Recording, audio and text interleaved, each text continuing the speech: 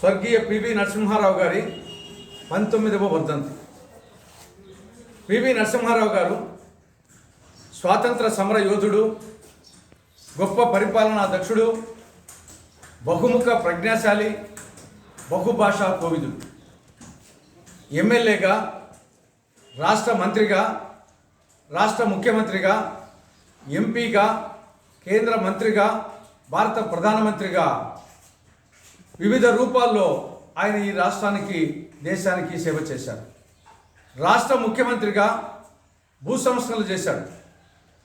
భారత ప్రధానమంత్రిగా ఆర్థిక సంస్కరణలు చేపట్టి ఆర్థిక సంక్షోభంలో ఉన్న దేశాన్ని గట్టెక్కించినటువంటి ఆర్థిక మాంత్రికుడు స్వర్గీయ పివి నరసింహారావు గారు.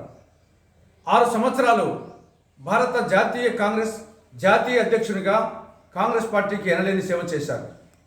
కాబట్టి ఇటువంటి మహనీయుని జీవిత చరిత్ర ద్వారా స్ఫూర్తిని పొంది ప్రతి కాంగ్రెస్ నాయకుడు, ప్రతి కాంగ్రెస్ కార్యకర్త పార్టీ కోసం, రాష్ట్రం కోసం, దేశ సేవ కోసం పునరంకితం కావాలని ఆయన వర్ధంతి రోజైనటువంటి ఈ రోజున ఆంధ్రప్రదేశ్ కాంగ్రెస్ కమిటీ అందరికీ విజ్ఞప్తి చేస్తా ఉంది.